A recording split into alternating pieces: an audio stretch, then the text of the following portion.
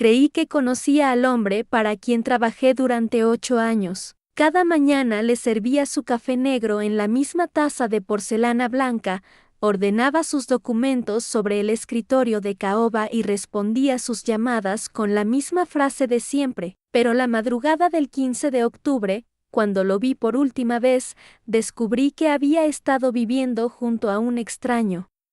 Mi nombre es Carmen Valdés, y fui la asistente personal de Eduardo Mendoza, el magnate inmobiliario que desapareció sin dejar una sola huella. Los periódicos hablan de millones perdidos, de inversiones fantasma, de una fortuna que se esfumó como humo en el viento. Pero yo sé algo que nadie más sabe, algo que me ha mantenido despierta cada noche desde que él se fue. Antes de continuar, me pregunto desde dónde me estás escuchando en este momento. Si aún no lo has hecho, verifica que estés suscrito, porque lo que estoy a punto de revelarte cambiará todo lo que creías saber sobre esta desaparición. Durante 8 años, Eduardo fue predecible como un reloj suizo. Llegaba a las 7:30 de la mañana, revisaba los mercados asiáticos mientras desayunaba tostadas integrales con mermelada de naranja amarga, y nunca, jamás, recibía visitas sin cita previa. Su vida era una sinfonía de rutinas perfectamente orquestadas. Pero esa madrugada del 15 de octubre fue diferente. Yo había llegado temprano porque Eduardo tenía un vuelo a Londres programado para las 9 de la mañana. Era un viaje de negocios importante, una fusión millonaria que llevaba meses negociando. Mientras preparaba sus documentos de viaje, escuché el timbre de la entrada principal. Eran las 6:15 de la mañana. El corazón me dio un vuelco porque Eduardo nunca, en 8 años, había recibido a nadie tan temprano. Miré por la ventana del segundo piso, y sexta una figura encapuchada junto a un auto negro, con vidrios polarizados. No pude distinguir si era hombre o mujer, pero algo en su postura me produjo un escalofrío que aún siento cuando cierro los ojos. Eduardo bajó personalmente a abrir la puerta. Eso también era extraño. Siempre me pedía que atendiera las visitas mientras él terminaba de arreglarse, pero esta vez corrió escaleras abajo como si hubiera estado esperando a esa persona toda su vida. Desde mi posición en el estudio, podía escuchar sus voces pero no las palabras. La conversación duró exactamente 14 minutos. Lo sé porque no dejé de mirar el reloj de péndulo que había heredado de su padre. 14 minutos que partieron su vida en dos. Cuando la visita se marchó, Eduardo subió las escaleras con pasos pesados. Su rostro había cambiado por completo. El hombre seguro y decidido que conocía había sido reemplazado por alguien que parecía haber envejecido 10 años en 14 minutos. Se dirigió directamente al bar y se sirvió un whisky. A las 6:30 de la mañana, Eduardo, que nunca bebía antes del mediodía, que cuidaba su salud como un atleta profesional, se tomó 3 tragos consecutivos temblando como una hoja en otoño.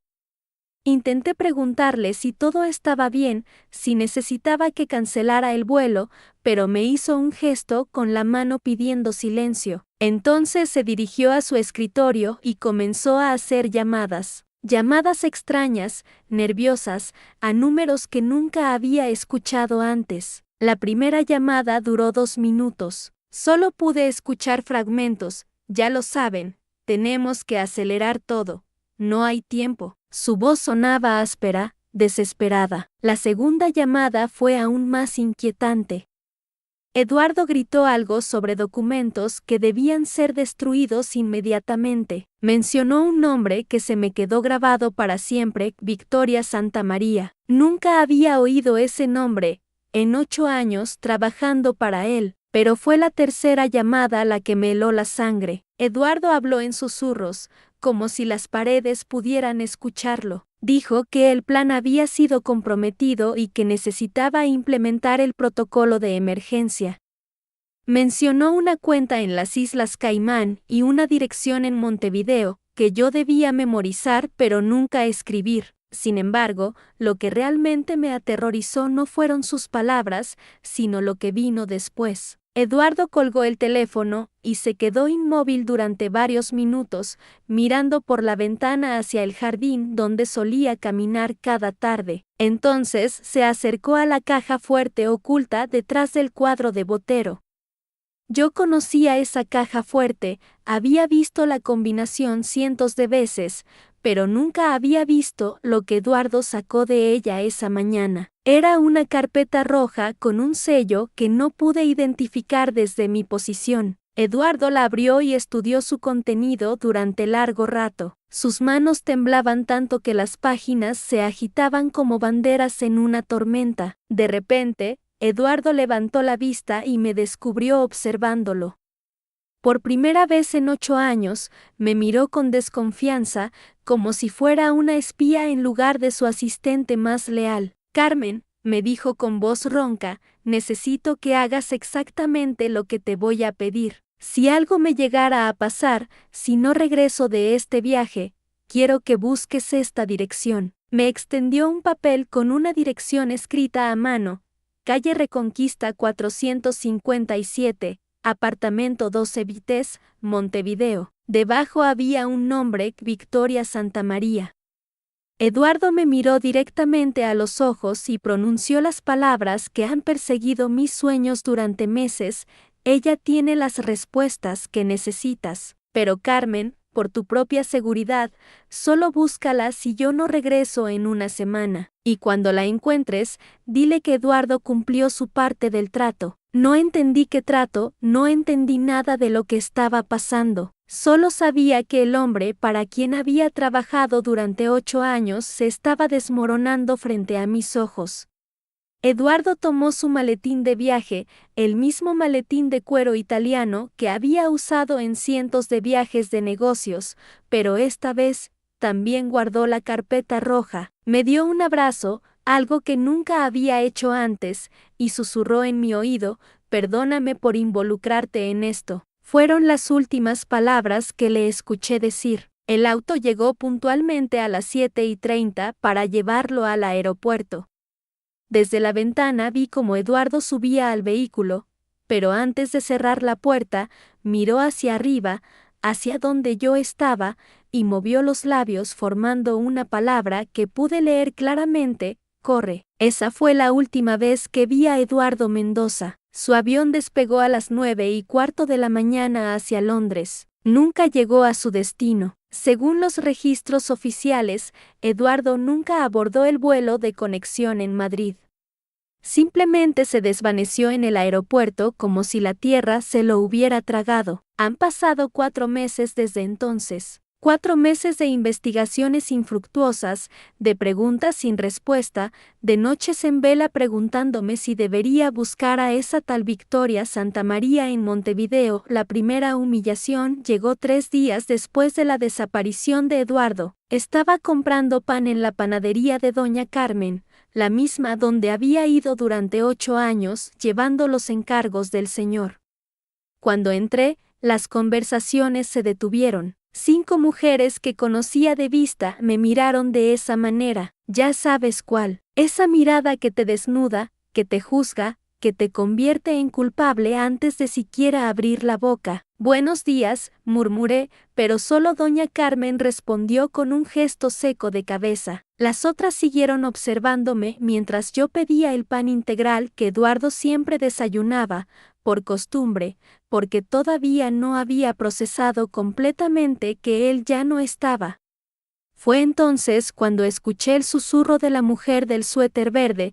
Dicen que ella fue la última en verlo. Y después, más bajo pero no tanto como para que no lo oyera, algo raro debe haber pasado en esa casa. Pagué rápido y salí, pero el daño ya estaba hecho. Esas 5 palabras, algo raro debe haber pasado, se clavaron en mi pecho como astillas. Pero aquello no sería nada comparado con lo que estaba por venir. Los rumores se extendieron por el barrio como tinta derramándose sobre papel. Cada vez que salía de casa, sentía los ojos siguiéndome. En el supermercado, en la farmacia, incluso en la iglesia donde había ido los domingos durante años. La señora Esperanza, que antes me saludaba con cariño, ahora fingía no verme. El joven del kiosco ya no me sonreía cuando compraba el periódico. Me había convertido en algo incómodo, en alguien de quien era mejor mantenerse alejado. La policía había venido a interrogarme 4 veces. 4 veces les conté la misma historia, la llamada, la carpeta roja, el abrazo, esa última palabra que Eduardo había articulado desde el auto, pero en sus ojos veía la misma desconfianza que en los del barrio. ¿Por qué me había abrazado? ¿Por qué me había dicho perdóname? ¿Por qué corre? Es que no es normal que un jefe abrace así a su empleada, me dijo el inspector Ramírez durante el tercer interrogatorio. Sus palabras sonaron cargadas de insinuaciones que me hicieron sentir sucia, como si hubiera hecho algo malo por recibir ese abrazo de despedida. Y fue en ese instante que comprendí el error que lo cambiaría todo para siempre. Había mencionado la carpeta roja. Les había contado sobre la llamada de Victoria Santamaría. Había sido completamente honesta porque creí que eso ayudaría a encontrar a Eduardo. Pero mi honestidad se había convertido en mi condena. Ahora no era solo la empleada que estuvo presente el día de la desaparición, era la empleada que sabía de secretos, de llamadas misteriosas, de carpetas ocultas. El cuarto interrogatorio fue diferente. Esta vez trajeron a una mujer, la inspectora González, que me habló con esa falsa dulzura que usan cuando quieren hacerte confesar algo que no has hecho. Carmen, sabemos que Eduardo Mendoza manejaba dinero de manera poco convencional. También sabemos que tú tenías acceso a toda la casa, a sus papeles, a sus conversaciones. Hizo una pausa, estudiando mi reacción. Si había algo irregular, si tú sabías algo y le ayudaste de alguna manera, es mejor que nos lo digas ahora. Me tembló la voz al responder que yo solo limpiaba, cocinaba y organizaba su agenda, que nunca había tocado sus papeles financieros ni sabía nada de sus negocios más allá de tomar mensajes y coordinar citas. Pero mi voz temblorosa los convenció de todo lo contrario. Salí de la comisaría sintiendo que había perdido algo más que mi trabajo, había perdido mi lugar en el mundo, mi identidad. Ya no era Carmen, la mujer trabajadora que había cuidado de la casa de los Mendoza durante 8 años. Ahora era Carmen, la sospechosa. Las noches se volvieron interminables. Me despertaba a las 3 de la madrugada empapada en sudor, reviviendo una y otra vez esa mañana. El abrazo de Eduardo, su perdóname, esa última palabra, corre. ¿Había sabido lo que le esperaba? ¿Había tratado de advertirme de algo? Pero lo que más me torturaba era la carpeta roja. Había estado ahí, en sus manos, durante toda nuestra conversación. Podría haberla abierto cuando él subió a ducharse. Podría haber visto qué contenía, haber entendido por qué esa llamada lo había puesto tan nervioso. Podría haber tenido las respuestas que ahora todos, incluida yo misma, desesperábamos por conocer. Sin embargo, hay algo que nunca le conté a la policía, algo que he guardado como un secreto ardiente en mi pecho durante estos 4 meses porque sabía que terminaría de destruir la poca credibilidad que me quedaba. 2 semanas después de la desaparición, mientras limpiaba por última vez la casa, antes de que la sellaran, encontré algo en el escritorio de Eduardo. No era evidente, estaba pegado con cinta adhesiva bajo el primer cajón, invisible a menos que supieras exactamente dónde buscar. Era un sobre pequeño, manila, con mi nombre escrito en la letra elegante de Eduardo. Dentro había una llave y una nota de apenas 3 líneas. Carmen, si me pasa algo, usa esta llave en la caja fuerte de mi oficina. Toma todo lo que hay adentro y llévalo a Victoria. Solo ella puede arreglar esto. Confío en ti más que en mi propia sombra. La caja fuerte.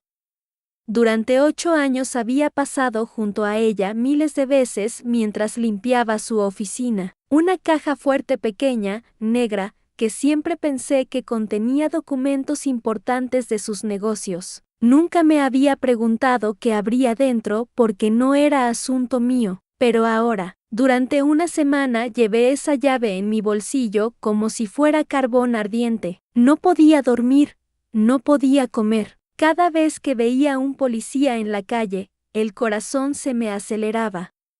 Si encontraban la llave conmigo, si descubrían que Eduardo me había dado acceso a algo que claramente era importante, mi situación pasaría de sospechosa a cómplice. Pero también sabía que si no hacía nada, si no abría esa caja fuerte, Eduardo seguiría desaparecido para siempre. Y esa Victoria Santamaría de Montevideo continuaría siendo solo un nombre en mis pesadillas. La séptima noche después de encontrar la llave, tomé la decisión. Esperé hasta las 2 de la madrugada y regresé a la casa. Conocía cada rincón, cada sonido. Entré por la puerta trasera. Todavía tenía las llaves porque nadie me las había pedido y me dirigí directamente a la oficina. La caja fuerte se abrió con un clic suave que me sonó ensordecedor en el silencio de la casa vacía. Dentro no había dinero ni joyas como había imaginado. Había documentos, muchos documentos, y fotografías. Fotografías que me hicieron entender por qué Eduardo había tenido tanto miedo esa última mañana. No eran fotografías de negocios.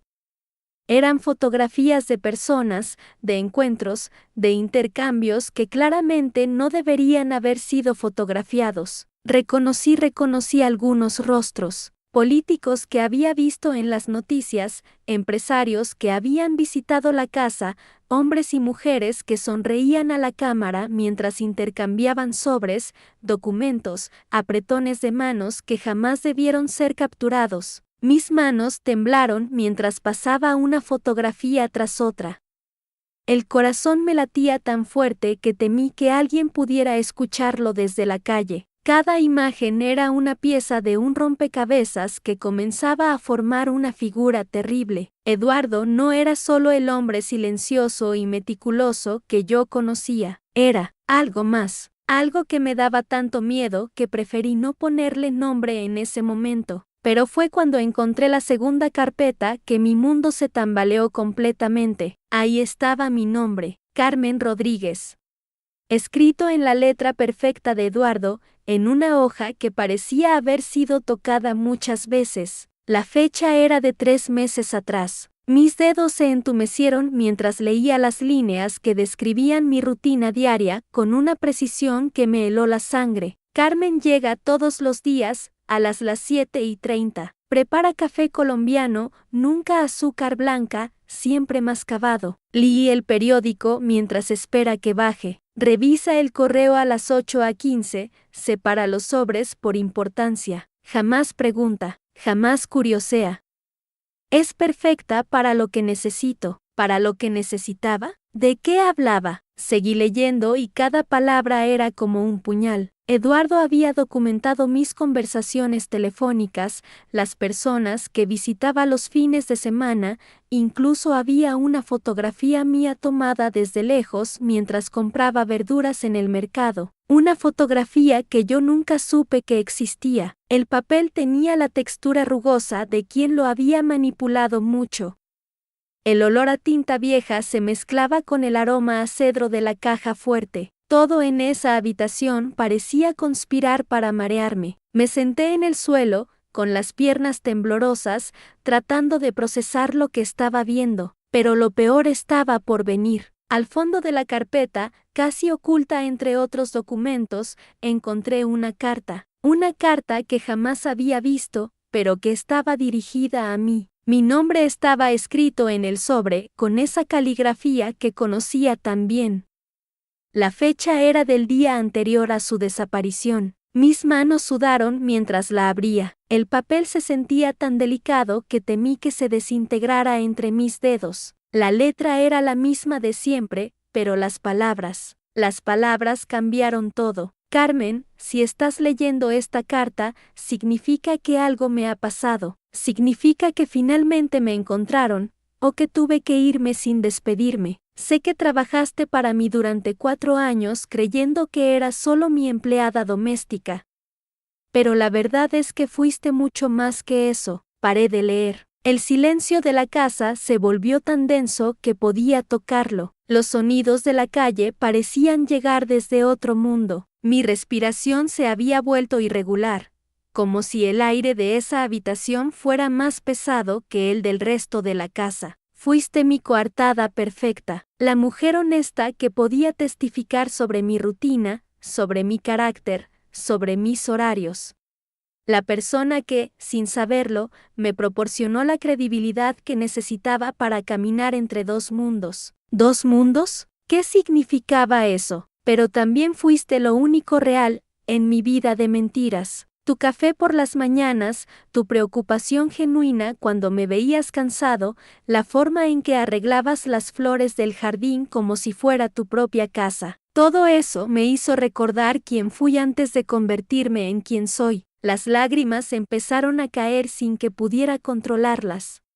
No eran solo lágrimas de tristeza, eran lágrimas de confusión, de traición, de una ternura extraña que no sabía cómo procesar. Carmen, Victoria Santamaría existe, es real, y está en peligro por mi culpa. Mi corazón se detuvo un segundo completo. Esa mujer que había aparecido en mis pesadillas, esa voz desesperada que había interrumpido mi última conversación con Eduardo, era real. El eco de su voz volvió a resonar en mi cabeza, mezclándose con el sonido de mi propia respiración entrecortada. Si me pasa algo, ella será la siguiente. Los nombres en las fotografías que acabas de ver, todos están conectados con algo que hice hace 5 años. Algo que creí que había quedado enterrado para siempre. Dejé la carta sobre mis piernas y miré alrededor. La oficina de Eduardo, que siempre me había parecido el espacio de un hombre ordenado y predecible, ahora se veía como lo que realmente era, la guarida de alguien que guardaba secretos peligrosos. Volví a la carta, aunque cada palabra me dolía como una herida fresca. No te pido que me perdones por haberte usado. Te pido algo más difícil, que decidas si quieres conocer toda la verdad. En el segundo cajón de mi escritorio, detrás del compartimento falso, hay una llave pequeña, dorada. Esa llave abre algo que nunca debería haber existido. ¿Otra llave? ¿Otro secreto? Sentí como si estuviera cayendo por un pozo sin fondo. Si eliges usarla, no podrás regresar a la mujer que eras antes de esta noche. Si eliges no hacerlo, quémate esta carta y trata de olvidarme. Pero recuerda, Victoria Santamaría seguirá en peligro, y su sangre también estará en mis manos. La carta terminaba ahí, sin despedida, sin firma. Solo había una postdata que me hizo entender que Eduardo conocía mejor que yo a la mujer que había trabajado para él durante 4 años. Paseo, Don. Sé que vas a buscar esa llave. Te conozco, Carmen. Eres incapaz de dejar a alguien en peligro, incluso si ese alguien es una desconocida de Montevideo. Tenía razón. Dios mío, que bien me conocía. Me quedé sentada en el suelo de esa oficina hasta que los primeros rayos del amanecer comenzaron a filtrarse por las cortinas. La carta seguía en mis manos, arrugada por la humedad de mis lágrimas. Las fotografías estaban dispersas a mi alrededor como pruebas de un crimen que aún no entendía completamente. Cuando finalmente me levanté para buscar esa segunda llave, mis piernas se movían como si pertenecieran a otra persona. Cada paso hacia el escritorio era un paso hacia una verdad que intuía monstruosa. La encontré exactamente donde Eduardo había dicho. Una llave pequeña, dorada, que pesaba en mi palma como si estuviera hecha de plomo en lugar de metal. Fue allí, con esa llave en mi mano y esa carta arrugada en la otra, que supe que mi vida se había dividido para siempre en un antes y un después. Fue allí, diante de aquella carta, que todo comenzó a desmoronarse. Fue allí, con esa llave en mi mano y esa carta arrugada en la otra, que supe que mi vida se había dividido para siempre en un antes y un después. Fue allí, delante de esa carta, que todo comenzó a desmoronarse. La caligrafía de Eduardo era inconfundible.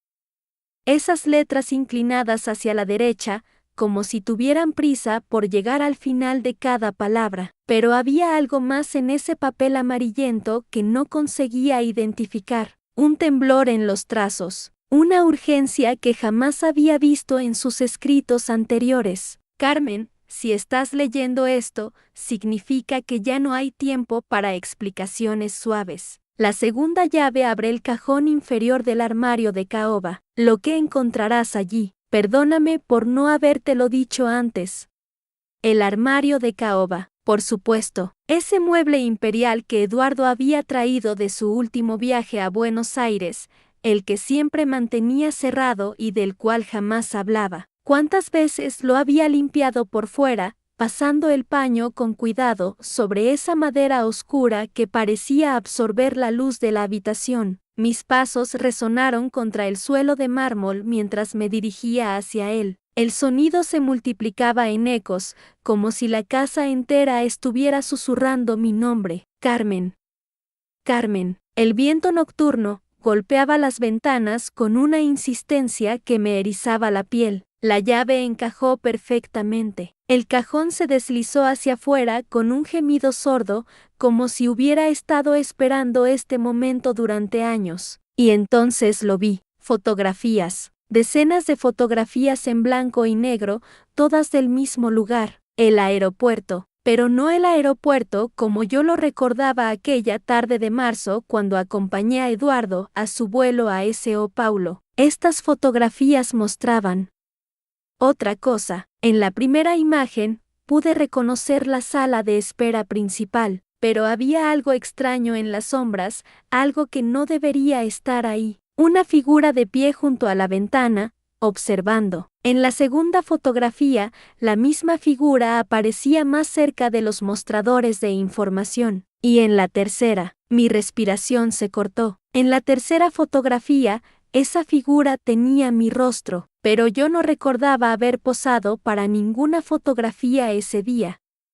No recordaba haber estado de pie junto a esa columna específica, ni haber llevado puesto ese abrigo que claramente era mío. La imagen me mostraba desde un ángulo imposible, como si alguien me hubiera estado observando, estudiando, durante todo el tiempo. ¿Y si él nunca se fue realmente? El pensamiento llegó sin invitación y se instaló en mi mente como una astilla. Las fotografías temblaban entre mis dedos. Había más cosas en el cajón.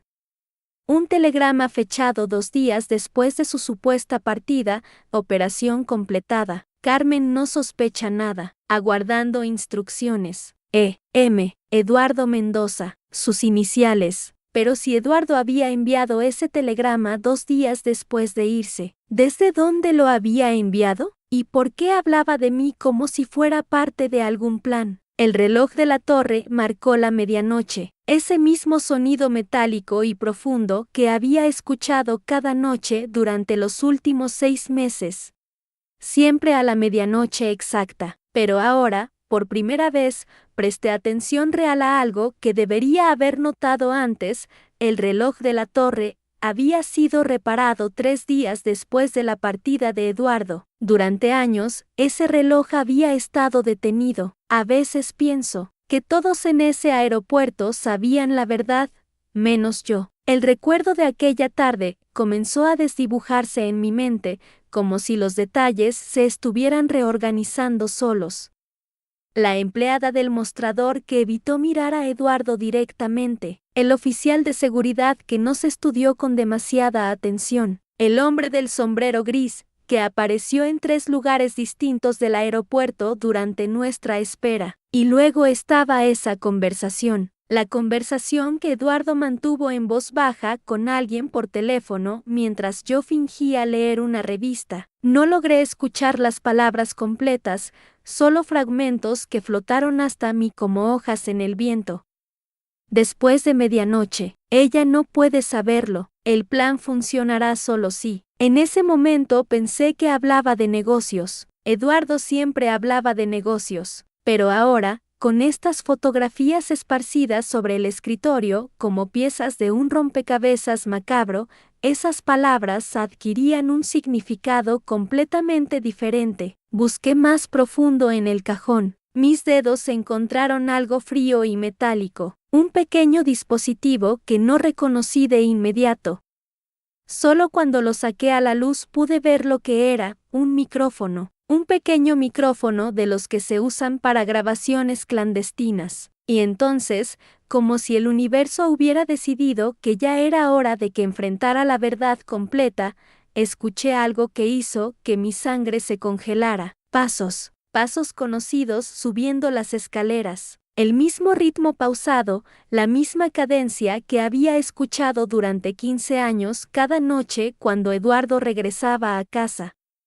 Pero Eduardo se había ido hace 6 meses. Eduardo había subido a ese avión. Yo lo había visto desaparecer en la puerta de embarque. ¿O no? Los pasos se detuvieron frente a la puerta del estudio. Pero lo que vino después fue el verdadero desaparecimiento. La puerta se abrió lentamente. El viento nocturno se coló por la ventana abierta, haciendo que las fotografías se alzaran del escritorio como pájaros asustados.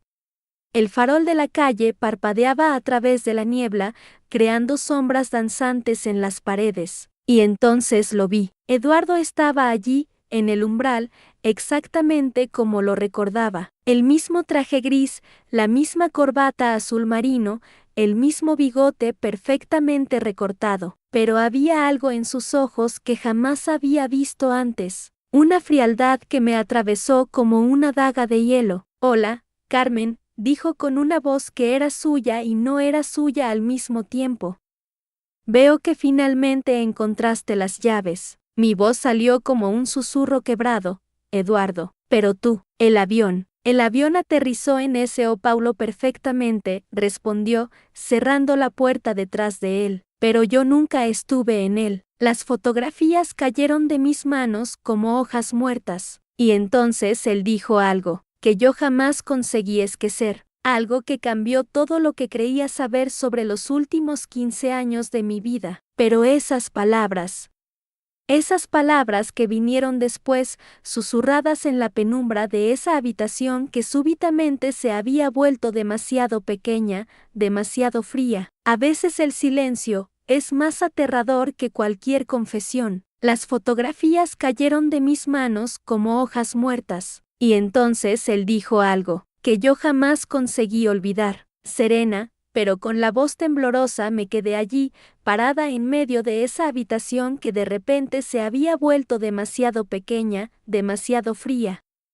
Eduardo cerró la puerta detrás de él con un clic suave, casi ceremonioso. El sonido resonó como un disparo en la penumbra. ¿Sabes cuánto tiempo estuve esperando este momento, Carmen? Su voz ahora sonaba diferente, más grave. 15 años. 15 años esperando que fueras lo suficientemente curiosa, o lo suficientemente desesperada para usar esas llaves. Confundida, casi susurrando, le dije que no entendía nada.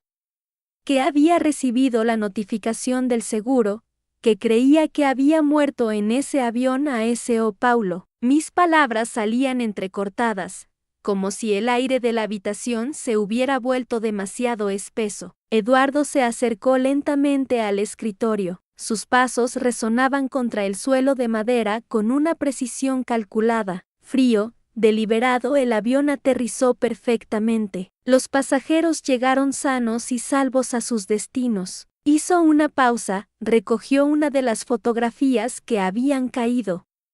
Pero mi nombre nunca estuvo en la lista de embarque. Sintiendo que el mundo se tambalea en ese momento, algo se rompió dentro de mí. Una certeza que había mantenido durante todos estos años, la única verdad a la que me había aferrado, se desmoronaba como castillo de arena. Entonces, ¿dónde has estado?, le pregunté, aunque una parte de mí ya no quería escuchar la respuesta. Sonrisa amarga en su voz muy cerca. Carmen, más cerca de lo que imaginas. Se sentó en su vieja silla, detrás del escritorio, exactamente como solía hacer todas las mañanas. ¿Sabes cuál fue mi error? Confiar en ti. Creer que después de tantos años trabajando juntos, después de todas las veces que te protegí, guardarías mis secretos. Indignada, pero controlando la voz, le dije que nunca había traicionado su confianza. que había mantenido todo en silencio, tal como él me había pedido.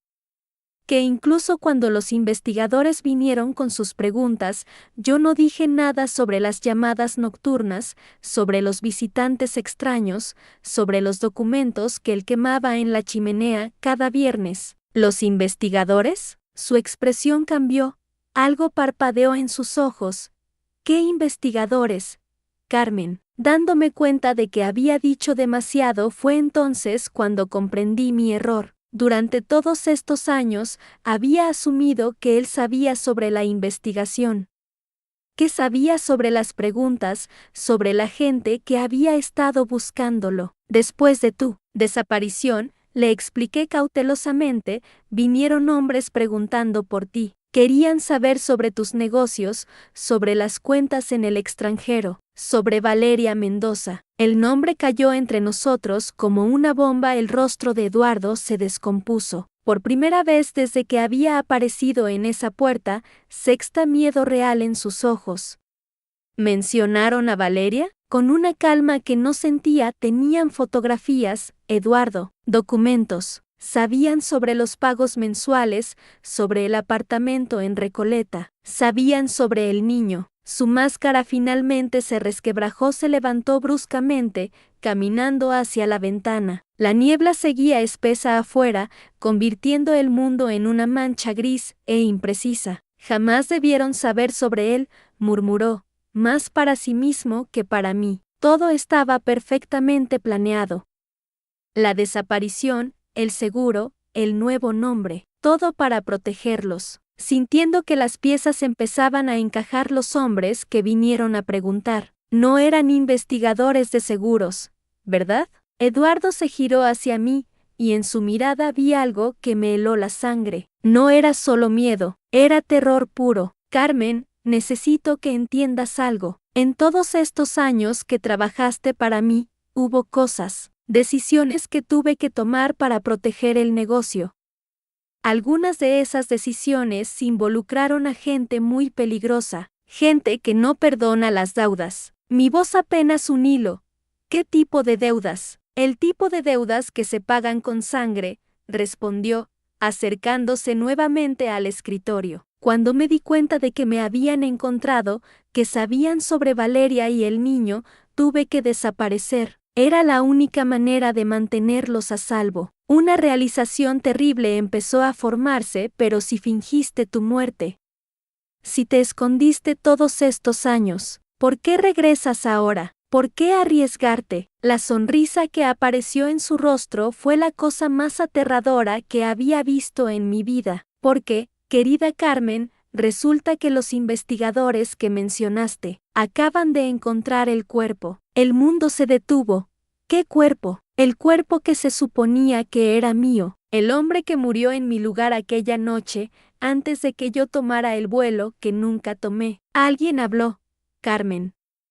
Alguien les dijo exactamente dónde buscar. Comprendiendo la horrible verdad, me quedé allí, paralizada, mientras la realidad se reconstruía a mi alrededor. Eduardo nunca había sido la víctima, nunca había estado huyendo para proteger a su familia, había estado huyendo porque era culpable. Los hombres que vinieron a preguntarte sobre mí, continuó, con esa voz fría que ahora reconocía como su verdadera naturaleza, no trabajaban para ninguna compañía de seguros.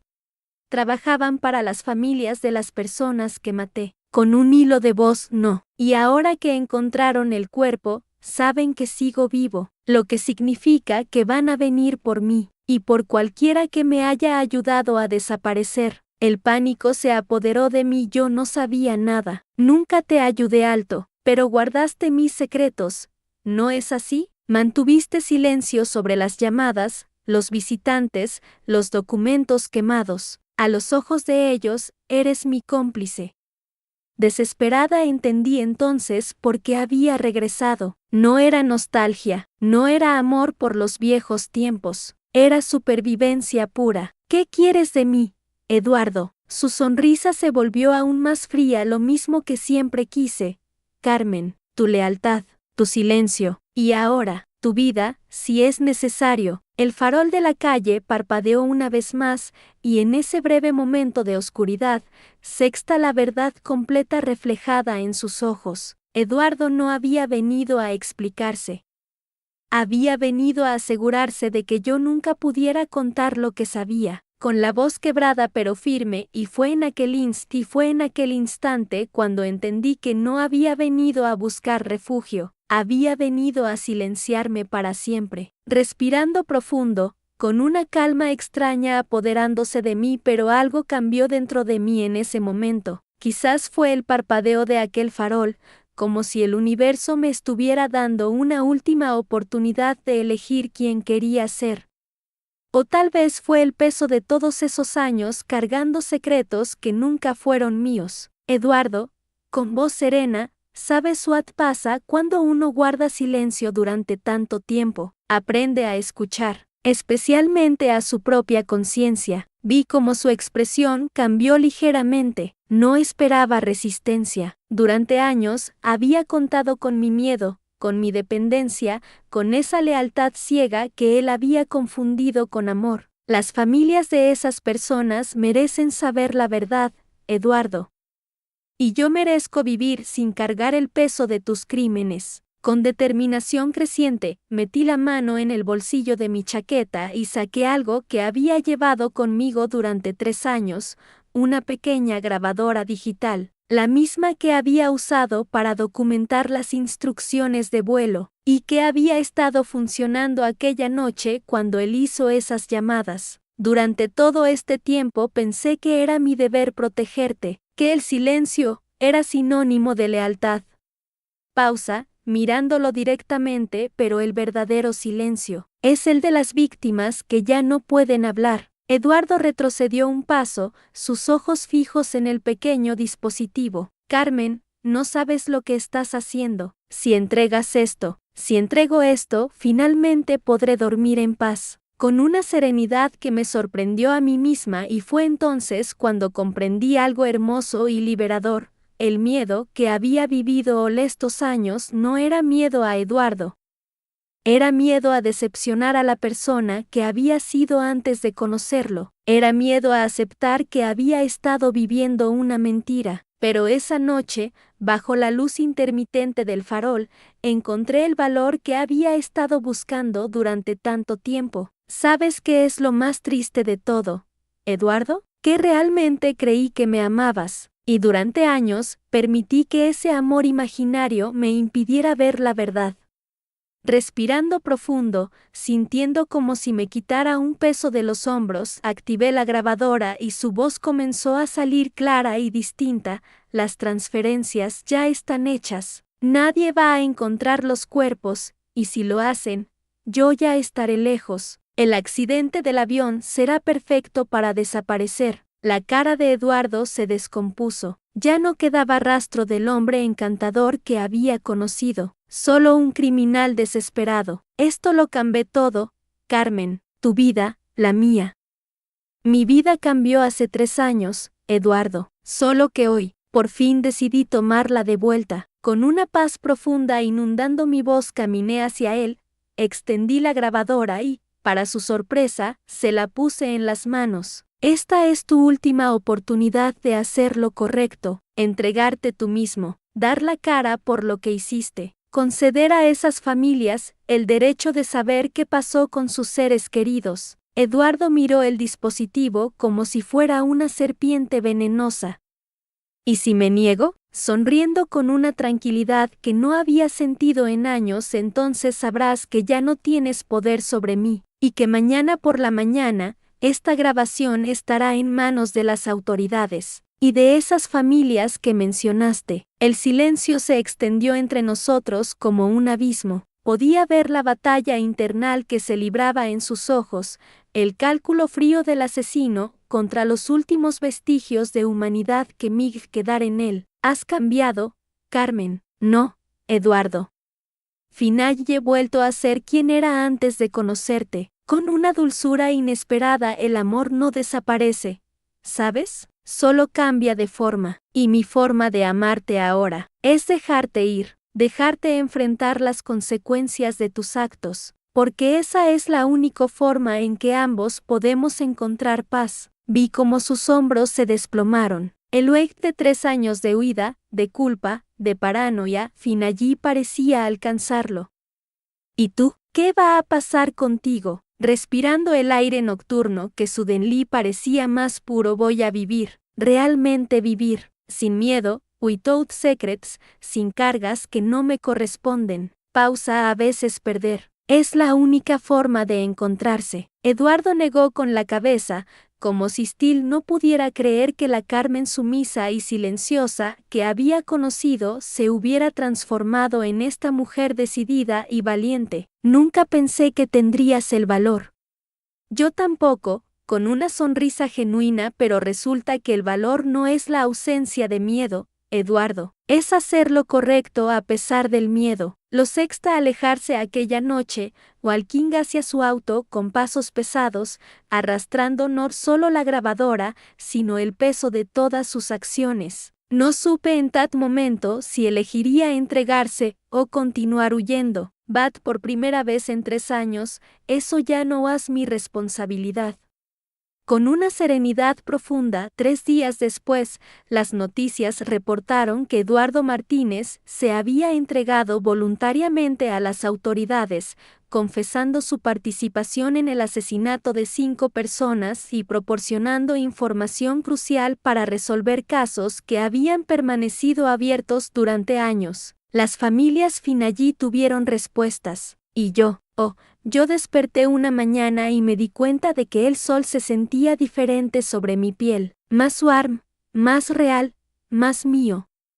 El sonido distante de un motor de avión cruzando el amanecer sometimes, la verdadera libertad llega solo cuando tenemos el valor de soltar lo que nos mantiene cautivos. Y that night, bajo un farol parpadeante, aprendí que el amor más profundo a veces significa dejar que alguien enfrente las consecuencias de sus actos. El millonario se quedó en el eco de su propio silencio, pero yo volví a volar, con la calidez de quien ha encontrado paz. Si esta historia tocó tu alma, cuéntame desde dónde la escuchas, y que el próximo vuelo te encuentre en paz.